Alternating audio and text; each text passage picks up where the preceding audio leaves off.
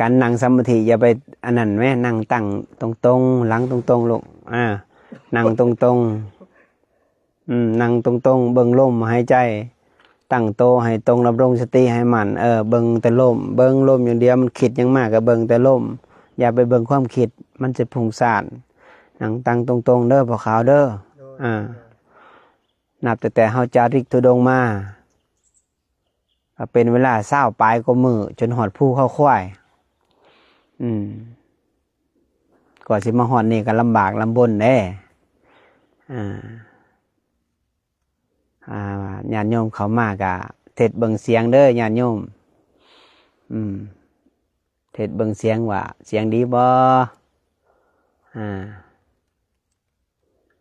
ได้ยินชัดเจนบ่เรียนเชิญเจริญพรให้เขามากะก็ไล่สดตะเว้นเพราะว่ามันสิมืดเนาะมันสิมืดแล้วบ่เห็นหงเลยสิบ่มีไฟมหอดธรรมแล้วเพราะว่าอยู่ธรรมบ่มีสัญญาณต้องขอโทษขออภัยเพราะว่าอยู่ธรรมนั้นมันมืดมันมืดหลายสัญญาณบ่มีห้องฝึกจิตแห่งบ่มีสัญญาณจักเม็ดเลยก็ทำอยู่ลุมนี่ก็ทำอยู่นั่นก็ทำปีกองกอยทำพญานาคทำหลวงพ่อคุณมงที่ครูบาเคยอยู่6 เดือนฝึกจิตอยู่นี่อย่างบำเพ็ญเพียรอย่างนักนีสสิกอดหลับอดนอนละนิวรณ์ละความง่วงนอนละความขี้ขลาดใดอยู่นี่เป็นยังตรงมาคู่ปีมาตลอดมาประจำผู้เข้าควายนี่แหละเหตุให้ครูบาได้เห็นแสงสว่างในธรรมได้เจอสภาวะทุกสิ่งทุกอย่างได้เจอลิมิตมากมายหลายหน้าหลายตาแต่ละมือบ่เว้นแต่ละมือเหตุให้เราผ่านจากสภาวะนี้ไปได้การอยู่ผู้ก็ควายในตอนนั้นนะต้นใหม่มันหลายต้นไม้หลายแล้วแต่นี่งัวควายกันหลายเฮ็ดกันหลายไก่ป่ากันหลายเมื่อก่อนนะทุกสิ่งทุกอย่างหลายแต่แต่นี่เฮ็ดให้เฮานี่เจริญสติได้ดีอยู่การอยู่ในธรรมนี่มันมีต่างๆนานาครูบานั่งสมาธินี่คันหนังเมื่อได้ง่วงนอนนี่นะตอดเงาเงืบๆนี่มีเสียงหัวขวัญเลยนาถามเลยมงกอไผ่มงนาถามเสียงประมาณ2-3 คนเสียงโยมเป็นผู้ยิ่งหัวขวัญใส่คู่มือครูบาก็เลยพิจารณาโอ้ยเฮาสิง่วงนอนแบบนี้บ่ชีวิตนี่มันสิละนิวรณ์บ่ได้จักเถื่อบ่ก็เลยอธิษฐานจิตศาสตร์นี่ถ้ามันละนิวรณ์บ่ได้ขอตายในสมาธิจ้ะบ่ดีก็ให้มันตายบ่ตายก็ให้มันดีก็ฝึกคิดไปเรื่อยๆเป็นนั่งหน้าผาแน่พุ่นหน้าผาพี่กองก่อยพุ่นแต่ตรงนั้นบ่มีสัญญาณไปบ่ได้สัญญาณมีอยู่เล็กๆขาดเขินๆนั่งปึ๊บมือหนึ่งกับว่า3 ศอกและหยาดเนาะกิเลสต่อไปกับยับไปจนเหลือศอกหนึ่งแต่ไปนั่งเปลี่ยนนั่งอยู่ทำอีกง่วงนอนอีกปึ๊บง่วงนอนกับไปพึ่งไม้อีกง่วงนอนอีกพึ่งไม้อีกจนอดเข่า4-5 มื้อโตก็สันตากันลายไปสันมากระบกยาขอกับบางครั้งก็ยาขอเอาเข่าขึ้นมาให้พอได้สันประคองชีวิตตัวเองบ่ยอมลงไปพ้นตกฝ่าห้องบ่ยอมลงไปเพิกอยู่หันการพึกนี่ต้องเด็ดเดี่ยวอยู่ในธรรมถ้าเจ้าบ่เด็ดเดี่ยวนะเฮาสิป่วงกับพอเฮาหลงความคิดว่ามันลิมิตเป็นจริงเฮาต้องตัดสินใจให้แน่วแน่การอยู่ในธรรมผู้ควายเนี่ยเพราะว่าที่แห่งนี้นะเป็นที่ของนักภาวนาอันนี้แหละเขาเอิ้นว่าสวรรค์เมืองคนนี่เบิ่งโงนหินนี่มันเหมาะสมกับกรรมฐานเลยนี่คือสวรรค์เมืองคนถ้าผู้ใดมักภาวนานะต้องกล้าโดดเดี่ยวต้องมีความเพียรพร้อม อันนี้แหละสวรรค์เมืองคนไปหาหมู่อื่นเนี่ยหายากมีคือกันแต่ว่าที่สงัดเนี่ยมันหายากที่สงัดนี่แหละเฮ็ดให้แห้วเฮ็ดจิตใจตัวเองเห็นบ่พ่อแม่ครูบาอาจารย์เพิ่นว่าอยู่ร่วมหมู่ระวังวาจาอยู่ผู้เดียวนะระวังความคิดดีคิดชั่วระวังไว้ระวังมันสิป่วงย้อนความคิดครูบานี่เห็นความคิดตัวเองบางครั้งในเสียงหัวขวัญนี่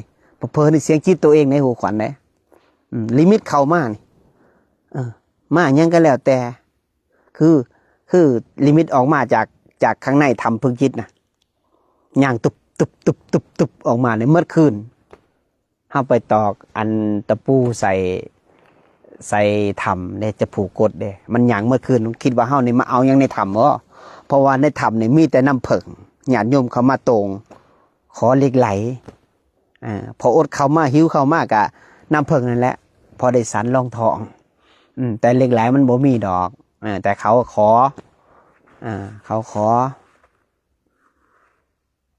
เมื่อเขาขอแล้วเฮากะ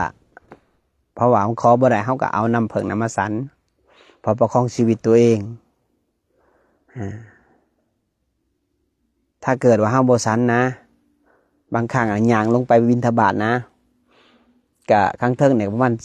2-3 ลักอยู่ลุ่มอีก4-6 ลักไปกลับนั่น2ไปกลับขาไปใน8หรือ7ไปกลับประมาณ15-16 ลักแต่ละมื้อมื้อใดกิเลสขี้ข้านก็บ่ให้มันสันเขามื้อใดมันดูจังให้มันสัน3-4 มื้อสันแต่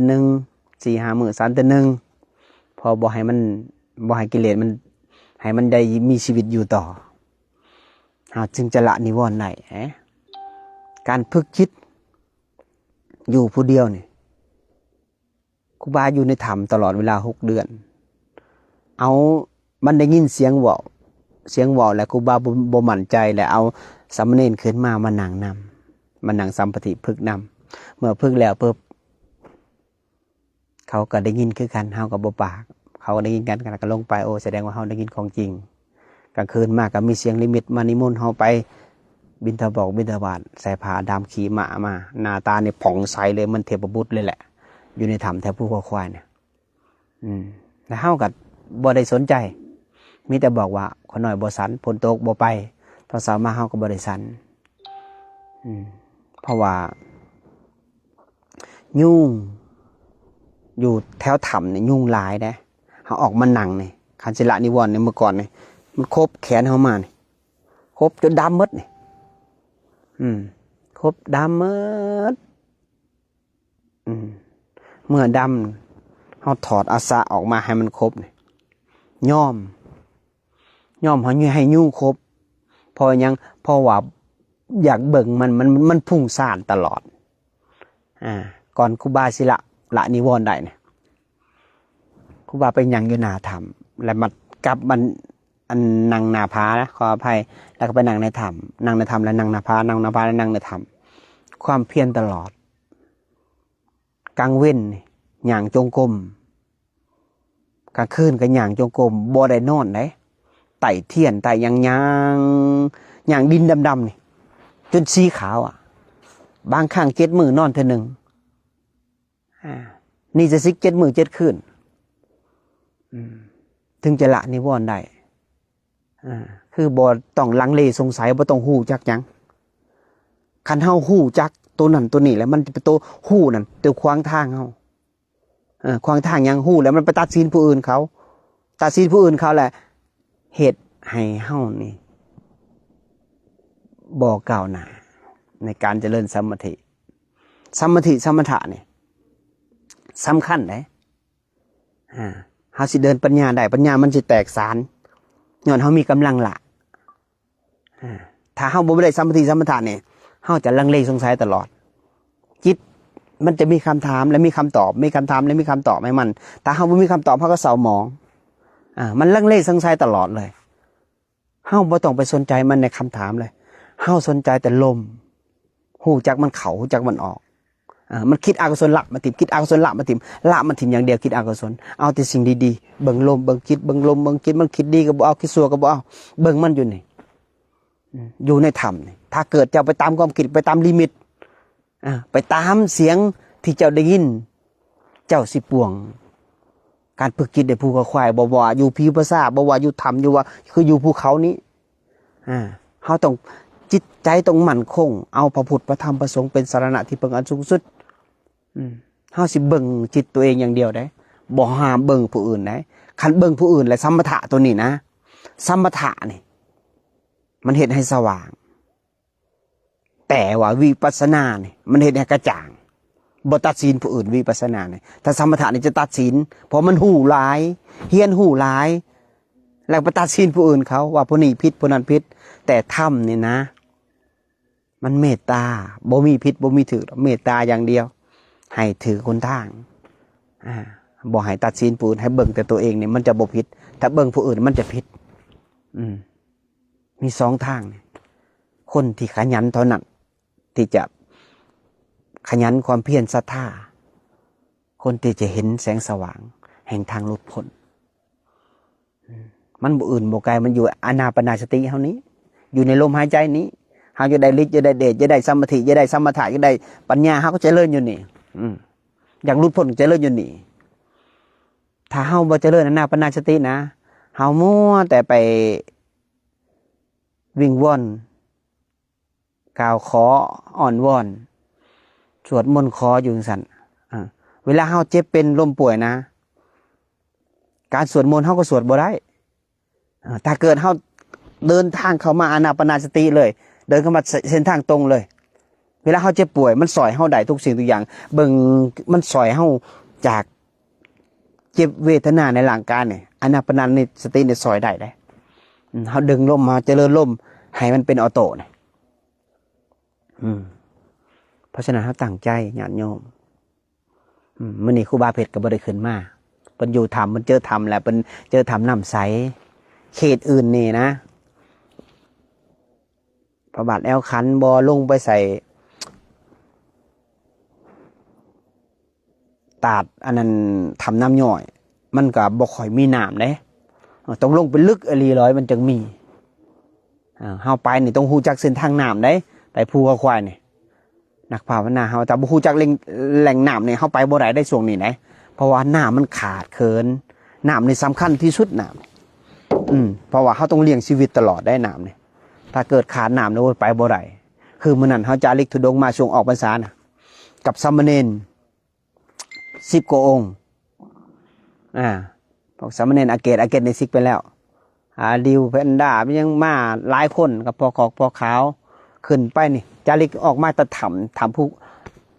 หลวงพ่อคุณอย่างจาริกขึ้นตุดงนี่ขึ้นจอมผู้แต่นั้นผู้เกินไปเพราะว่าบัดเข้าไปเจอมึงได้มึงหนึ่งแล้วก็บัดนั่งภาวนา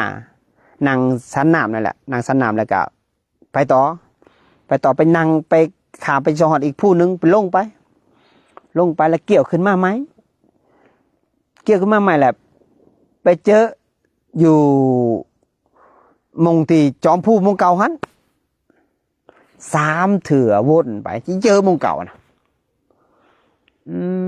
เจ้าของก็เลยถามกัลยาณมิตรแล้วถามย้ำเล่นมันขำเลยเด้ช่วง4 โมงกว่าเลยเกือบ5 โมงเลยเขาสิไปต่อบ่เขาเมื่อยไปได้วะไปจะได้ก็เจอแต่มงเก่าย้อนยังย้อนว่าเขาไปหลอดเครือเขาหลงเขาดีแต่ว่ามีน้ำเรืออยู่พูละหน่อยหนึ่งน้ำก็สิเมิดแล้วบัดก็เลยนั่งสมาธิไหว้พระภาวนากันอยู่หันอยู่มงลงทางหันมงเก่าหัน3 เถื่อจอนั้นนั่งภาวนาแล้วทีนี้เด็กๆมาครูบาก็นั่งสมาธิสาวไหว้พระสาวแผ่เมตตานั่งสมาธิแล้วก็เอ็นกลายแต่ว่าเด็กๆมาครูบาก็นั่งสมาธิอีกมันดับไปนะมันแบบว่าจะมีคนมาหาคือลิมิตมีคนมาหาบักหลายๆหนึ่งเขานิมนต์ให้เทศธรรมะให้ฟังแต่อันนี้ครูบาบูฮูว่าเป็นลิมิตเด้อมาเป็น100เลยแหละอยู่จอมผู้นี่นะมงที่ว่ามงลงทางนะมงลงทางแล้วทีนี้อันครูบาที่มานำครูบานะเพิ่น ได้ยินเสียงครูบาคุยกับผู้อื่นเขาว่าอาจารย์เมื่อคืนเนี่ยอาจารย์เทศธรรมะให้ไปฟังก็ได้ยินเสียงอาจารย์คุยอิ่มเหมือนกับคนหลายแท้ๆโอ้เพิ่นเจ้าได้ยินบ่ครูบาถามว่าโอ้เพิ่นได้ยินได้ยินโอ้ครูบาฝันว่าได้มีคนมานั่งฟังธรรมะครูบาก็เลยเทศน์ให้ฟังมีแต่คนเฒ่าใส่ชุดขาวครับไม่ออกมาเป็นหลอยอันนี้ลิมิตเดอร์ญาติโยมอยู่จอมภูเขาควายนี้เมื่อตอนเช้ามากะพากันเก็บกดแล้วก็ย่างจาริกตัวดงต่อไปไม่เจอป่ากอกป่ากล้วยเจอทำเจอนั่นเจอห้อยมีห้อยยังห้อยหลายสิ่งหลายอย่างห้อยงัวห้อยควายลงทางอีกเมื่อลงทางเลยกะห้ามสันกับมดสงสารโจรหน่อยกับสงสารดีแต่ไปเจอหวยแล้วก็พ่อได้สันหนามกันสันหนามแล้วก็พอข้าวแกงน้ำหมกแกงน้ำใหม่ถวายต้มมีต้มยางสันได้ไปต่อจะได้เจอพระบาทแอลขันแล้วก็ลงไปปักกดในหวย2-3 มือโอ้ยอากาศนี่เย็นประเทศธรรมะแล้วก็เจอมหาต้นบ่กับมหาคอนสวรรค์เพิ่นมาจาริกตุดงคือกันแต่ว่าอยู่ในห้วยนั้นน้ำใสแถวภูเขาควายเฮานี่จอมผอกจอมภูคันลงตกลงไปดิ่งเลยเรียบร้อย5กระดูกบ่เจอเลยการเฮามาจาริกตุดงในภูเขาควายนี่นะต้องใจเย็นบ่ใจร้อนเด้เพราะว่าเฮามาฝึกจิตเด้มาฝึกจิตหยังมาดับพวกไฟราคะโทสะโมหะไฟในจิตในใจเฮาบ่แม่นเฮาย่างบางคนนี่ย่างทุดงย่างแทบเป็นแทบตายย่างจงห่างกายแตกสลายมันบ่แม่นจังซั่นได้ย่างการย่างฝึกจิตนี่เฮาต้องสัมผัสว่าเวลาเฮาย่างตามถนนคือกันตีนนี่มันร้อนบ่กับจิตนี่ไผร้อนกว่ากันปวดตีนปวดเกิบนี่คันตีนร้อนแสดงจิตหายใจเฮายังร้อนอยู่ไปดับตัวนั้นได้เมื่อตีนบ่ร้อนแล้วจิตเฮาก็บ่ร้อนเวลาเฮาไปในป่าคือกันเฮาไปอยู่หั่น3 มื้อ4 มื้อ7 มื้อหรือว่าเดือนหนึ่งไปต่อพอไปดับหัวใจนี่นะไปดับบ่ให้มันเต้นแห้งดับไฟราคะโทสะโมหะโลภะดับให้มันเย็นฉ่ำคือน้ำก่อนคันจิตใจจะเย็นเมื่อใดจะไปอยู่ไสมันก็มีความสุขเพราะว่าสัมมติสัมมถะเนี่ยปิติอิ่มเอิบเกิดจากความสุขเกิดจากสัมมติหาสื่อบ่ได้ถ้าไผได้ลิ้มรสชาติของสัมมติสุขนี่หาประมาณบ่ได้เลยล่ะเจ้าจะมีเงิน1,000 ล้านมาซื้อสัมมติบ่มีทางความสุขมันเกิดขึ้นจากสัมมติสัมมถะปิติอิ่มเอิบนี่นางน้ำตกลงมาในถ้ำนี่บ่มีหยังสันกันนาง3-4 มื้อ4-5 มื้อนางบ่สนน้ำไผหมอสัมมถะนี่นางอย่างเดียวเจอเสียงกระทบทั้งนกทั้งหนูลมพัดใบไม้ปลิวอ่อนไหวโอ้อิ่มเอิบที่สุดโตเตี่ยโตต่ำโตสูงความสุขตัวนี้โอ้อิ่มเอิบที่สุดสุขทั้งโลกสุขโซข้าวกินเหล้าเมาเบียร์เต้นพ่อนเต้นลำพังเพลงสุขโซข้าวพอปิดเสียงเพลงกับบ่สุขละพอเงินหมดกับบ่สุขละเหล้าเบียร์หมดกับบ่สุขละนี่สุขจากสัมมติสัมมถะนี่อานาปานสตินี่ขององค์สัมมาสัมพุทธเจ้านี่สุขอันถาวรตัวนี้ไผที่อยากฝึกสมาธิฝากไว้อย่าสู่หูก่อนคันหูก่อนแล้วมันสิบ่ได้สมาธิย้อนหยังย้อนมันโตหูนั่นแหละเป็นโตขวางเจ้าทุกสิ่งทุกอย่างคือครูบาเนี่ยบวชได้3 มื้อครูบาลุยเลยบ่ได้หูจักหยังบำเพ็ญเพียรภาวนาเลยฟังหน่อยนึงปุ๊บไปพิจารณาคันเกิดสมถะเจ้าแข็งแกร่งนะปุ๊บแต ตกฝ่งออกมาเลยพิจารณาเห็นเลยเห็นไตรลักษณ์เลยเห็นคือความเกิดดับเกิดดับเกิดดับเกิดดับเลยอนิจจังมันบ่เถียงอนิจจังมันบ่เถียงเลยตั้งอยู่ดับไปเห็นความเกิดดับเกิดดับเกิดดับอยู่นี่เมื่อมันเห็นนะมันดูมันก็เบื่อหน่ายละว่าสังขารเนี่ยธาตุสี่ขันธ์ห้ามันบ่เถียงอยู่แหละของหนาวของเหม็นมันบ่เถียงเกิดมามันก็ต้องแตกสลายแต่จิตเฮานี่ติมันต้องไปต่อและเมื่อจิตมันไปต่อแหละตอนเฮามีชีวิตอยู่นี่เฮาฮู้แล้วมันสิไปต่อนี่เฮาสิเฮ็ดจังไดเฮาจึงมีอริยทรัพย์เฮาก็ต้องเจริญนะเจริญอานาปานสตินี่เวลาเจ็บไข้ได้ป่วยเฮาก็ได้ใส่อานาปานสติเลยเจริญมันให้มันเป็นออโต้ไปเลยให้มันได้ลมละเอียดให้มันได้ความสุขให้มันได้อิ่มเอิบให้มันได้ปิติมันสิซอยได้ทุกสิ่งทุกอย่างความสงบตัวนี้เกิดขึ้นกับเฮาจะเห็นเลยนำใสนี่เห็นสัจจะความจริงเลยเกิดแก่เจ็บตายความทุกข์นี่บ่แม่นว่าเฮาสิไปอยู่ในมงใดลูๆลาๆเด้เฮาบ่ได้เห็นความสุขเด้ความทุกข์เด้ขออภัยเฮาเห็นแต่ความสบายกิเลสเห็นแต่ความสบายความทุกข์นี่ต้องมาสอกเอาเองในภูเขาในป่าใหม่ในพีภาษาในธรรมมาสอกเอาเอง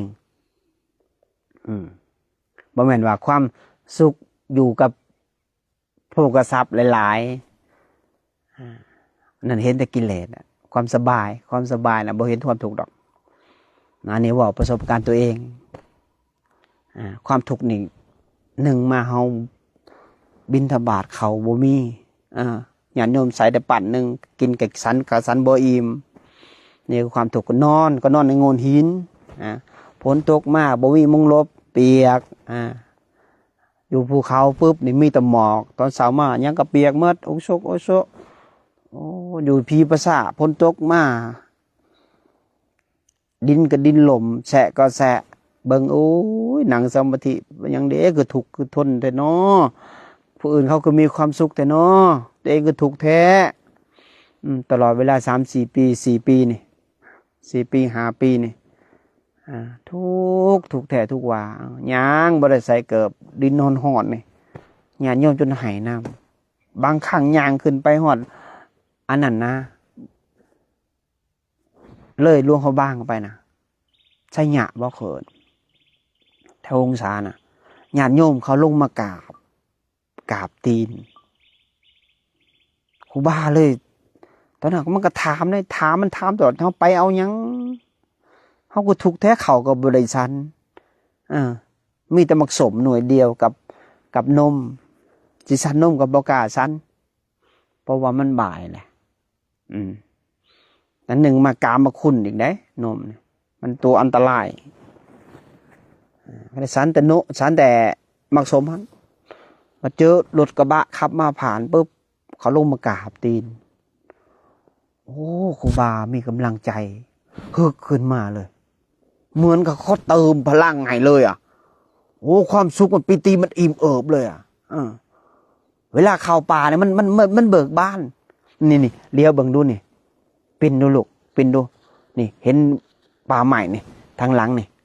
โอ้หัวใจนี่บานแผ่แหวะเลยเหมือนกับดอกบัวเลยคันเจอ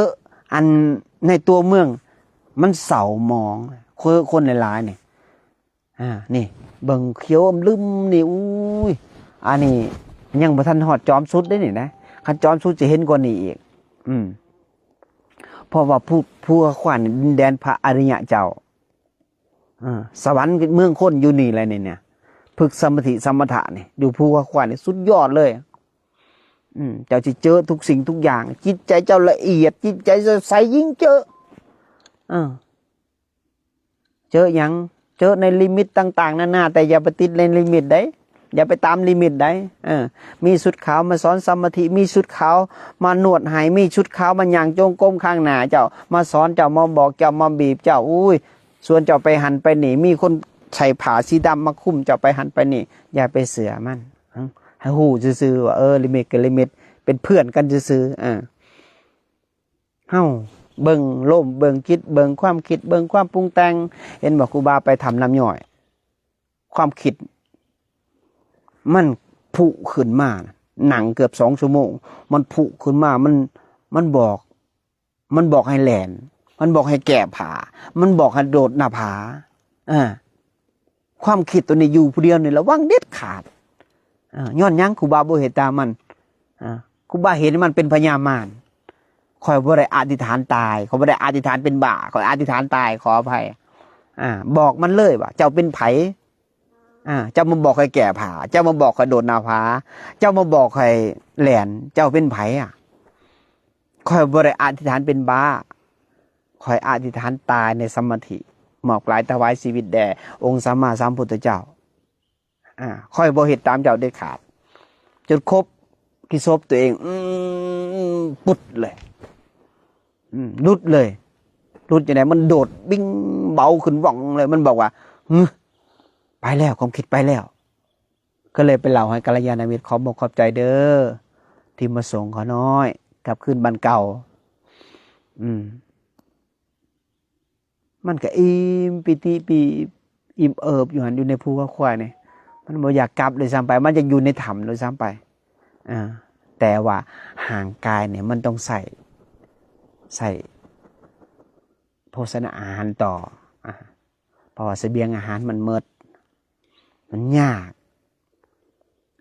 ตัวนี้แหละตัวเดียวเนี่ยยากโภชนาอาหารนี่แหละยากการกินการอยู่ขวดกับขาดมันนี่กับพอขาวกันอันผ่าใหม่แล้วก็มาสารหวดได้เพื่อจะหุงเขานึ่งเขามืออื่นเนี่ยยากได้ตอนนี้ต้องลำบากดีแต่พอออกเพิ่นมาเอาปลาปองเอาอันมีเอายังเอาพักเอายังมาถวายโอโมทนาเพิ่นเด้อพอออกอีสังละลืมซื้อเพิ่นละเพิ่นมาส่งจื้อได้บ่ลูกปอกยังบ่จื้อเนาะต้องขอโมทนาเพิ่นเด้อญาติโยมเนาะเพราะว่าตรงนี้จุดที่ครูบาเคยบำเพ็ญเพียรอย่างนักภูเขาควายแห่งนี้ครูบาลืมบ่ได้ย้อนยังย้อนว่าครูบาเห็นแสงสว่างแห่งธรรมขององค์สัมมาสัมพุทธเจ้าในภูเขาควายแห่งนี้ดินแดนพระอริยเจ้าผู้ใดปฏิบัติผู้ใดทนลำบากได้ทนทุกข์ได้ทนอายุครบทนอดเขาอดน้ำทนบำเพ็ญเพียรภาวนาตลอดเวลาเบิ่งแต่ตัวเองเด้ออย่าเบิ่งผู้อื่นเขาอย่าเบิ่งความคิดให้เบิ่งความคิดขออภัยอย่าเบิ่งจิตผู้อื่นเขาเบิ่งแต่จิตตัวเองเพราะว่ามันทุกข์ที่จิตเกิดที่จิตดับที่จิตสำเร็จที่จิตสุขที่จิตขันจิตตัวนี้นะมันมดอย่างของตัณหาราคะตัณหาของความอยากความคิดกับสิบ่มีเมื่อความคิดบ่มีความปรุงแต่งกับบ่มีเมื่อความปรุงแต่งบ่มียางมันก็หมดเมื่อยางมันหมดมันมีแต่ว่างบ่ทุกข์บ่สุขม้วนโล่งสว่างจ้าอยู่จะเห็นสัจจะความจริงเกิดดับอยู่จังซี่เพิ่งโล่งเลยบ่มีความทุกข์บ่มีความสุขเบิ่งมันจิตมันโล่งมันบ่คิดหยังเมื่อมันบ่คิดบ่คิดเฮาก็บ่มีความทุกข์บ่มีความปรุงแต่งคิดธรรมชาติของมันเห็นมาก็ดับไปเห็นมาเกิดแล้วก็ดับเห็นมาก็เกิดแล้วโอ้ธรรมชาติของมันมันบ่มีความทุกข์แหละมันเห็นแหละของในโลกบัดนี้เห็นเป็นของหลินเลยเห็นบ่คนคู่มือนี่มีหยังมีตัณหาได้เงินมาซื้ออาวุธสงครามยิงกันฆ่ากันคนมีแต่ตัณหาอยู่ที่บำเพ็ญเพียรภาวนาเข้าป่ารักษาศีลคือสิเจริญอนาปานสติความสุขหาประมาณบ่ได้เลยจะไปยึดอะไรในโลกบัดนี้แต่ขนาดร่างกายเขายังเอาไปบ่ได้เลย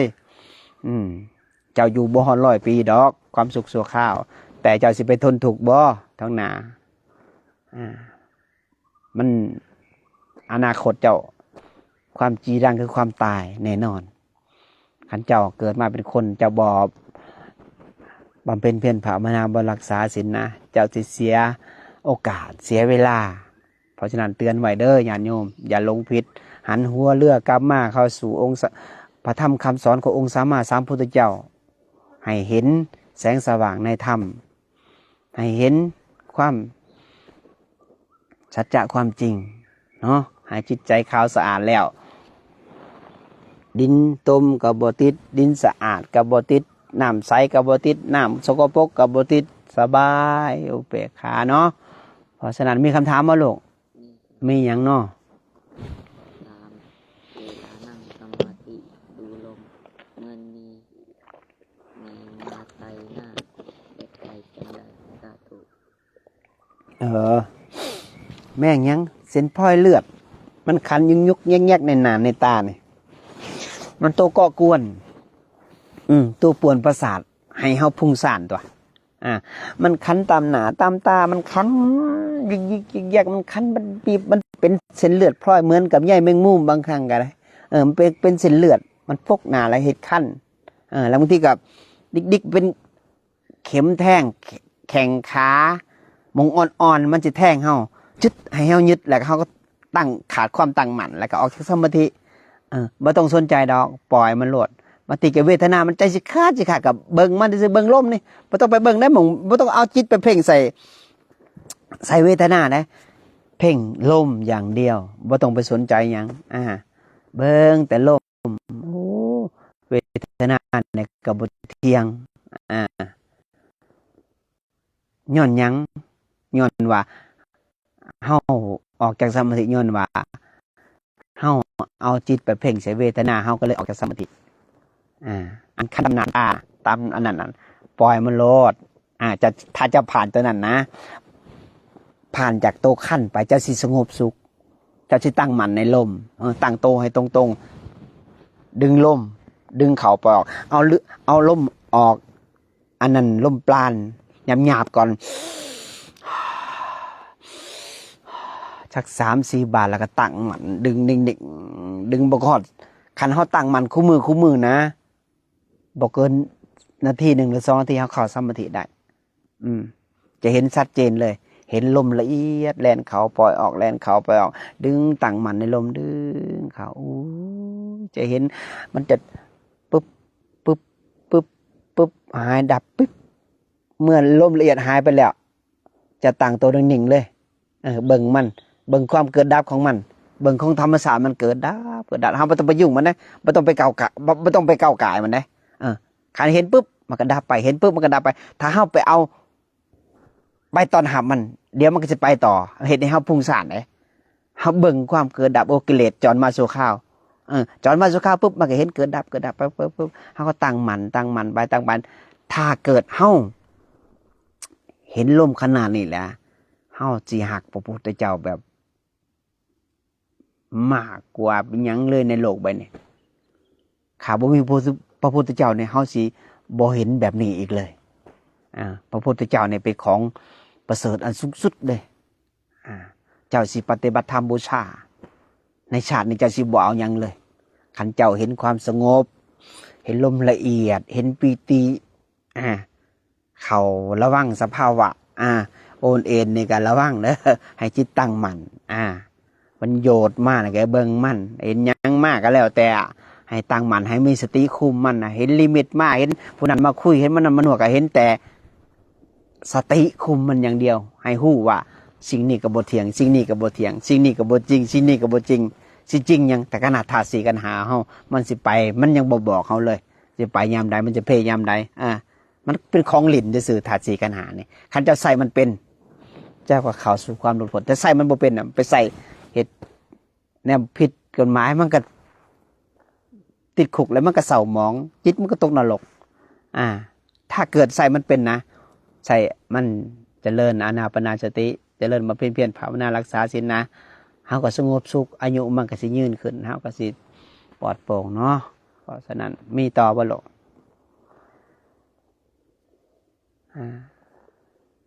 เพราะว่ามันมืดแล้วก็บ่มีไฟเนาะ